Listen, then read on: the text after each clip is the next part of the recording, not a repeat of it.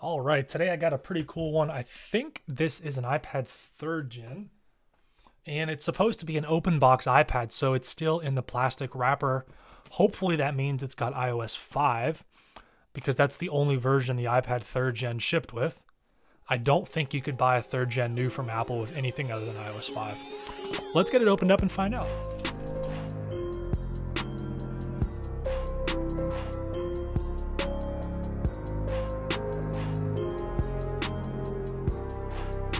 Here is the box, and can't tell if this is a 2nd or 3rd gen. Let's open it up here. So here's our iPad. See if I can get it out without ripping. Okay, just like that. I think this is supposed to be underneath there. Or maybe it's supposed to be like that. I don't really know. But anyway, it's the black color, and it's still in the plastic wrap. It doesn't look to me that it's been removed from here.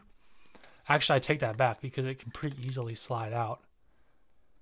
One way we'll know for sure is if there's fingerprints on the display. So if we go like this and don't actually touch the iPad, we should be able to see.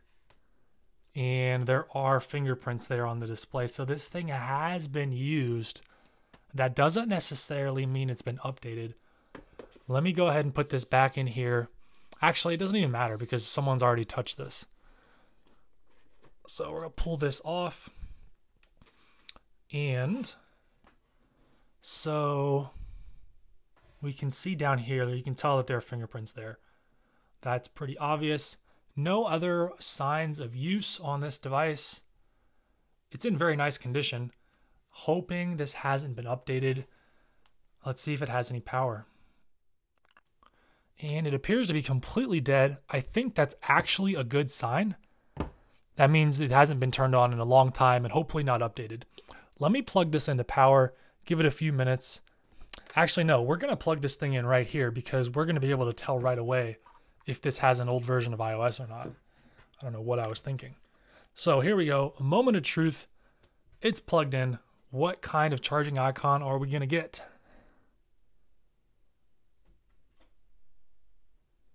Nothing yet. It's pulling, oh, you guys can't see that. It's pulling 2 watts of power here, 4 watts, 6 watts, kind of jumping around. Let's see if I can get both of these. Oh, there we go. Yes. Old iOS 5 or 6, hopefully 5, but 6 will be okay. Very good. That's a relief. We'll set that right there. And we'll take a look at what else we have in the box. This is upside down. It should be facing just like that. The documentation. We've got our 30-pin. Looks like it might have been put back in here or at least kind of moved around. They really pack these things tight. Look at the bend on that cable. That's not ideal. They had all this room inside the box and they chose the smallest possible square to fold that cable up. And then down here, I think this is a 12 watt. I know they shipped the 10 watt adapter with the 1st and 2nd gen iPads. I think this is, oh no, this is a 10 watt. Which one's got the 12 watt adapters? That's like such a nerdy question, I know, but someone watching this video will probably know the difference between the 10 and the 12 watt iPad adapters and which one's got which, because I sure don't. Currently, this iPad is actually taking 10 watts there, as you can see. So let's find out if the battery holds a charge at all. Okay, and it does. That's a really good sign. If it had died right away, I would be worried. So I'm going to let this sit and charge for, it'll probably take 10 to 20 minutes to get enough power to turn on. But once it does, we're going to continue this video. All right, it's been about 20 minutes and our iPad is finally on. And if you're an expert here, you know what that lock icon means, iOS 5. Let me go through the setup screen here, and once we make it to the home screen, we'll check out this iPad and see which version of iOS it's on. And here we are. This is definitely iOS 5 because we've got the YouTube app and we are missing the clock application, which was added in iOS 6. Let's head into settings and see which version of iOS 5 we have.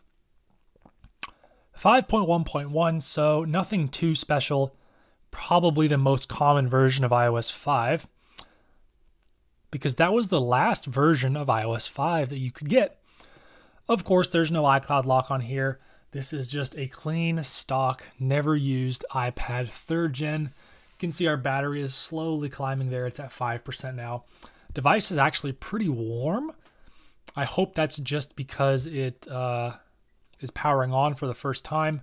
Hopefully not an indication of a bad battery, although I don't see any swelling, at least not yet. We do have something right there. Piece of plastic or something.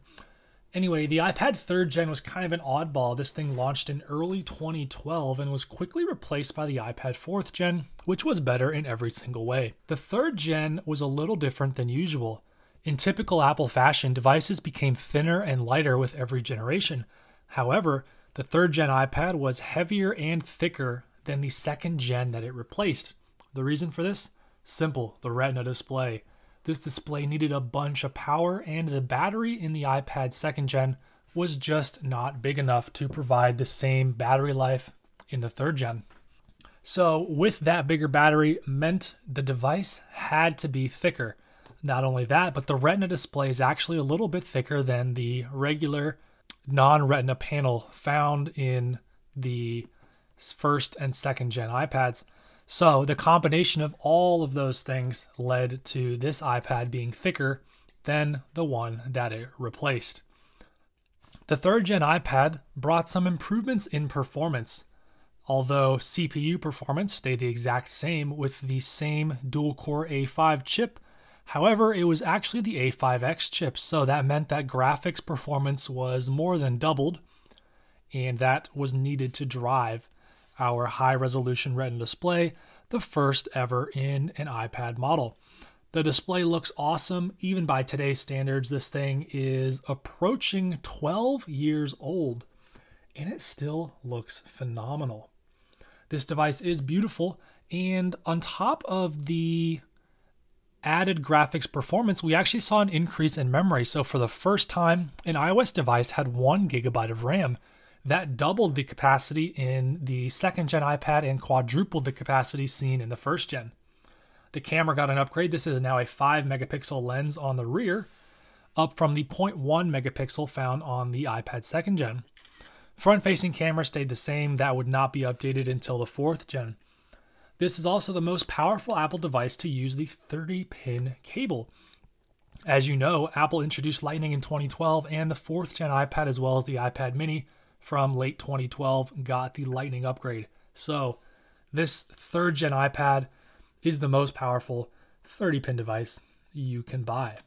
This device launched with iOS 5, which brought many new features and changes to the Apple ecosystem. Probably the most revolutionary change was the introduction of iMessage. So now you did not need a mobile carrier to send messages.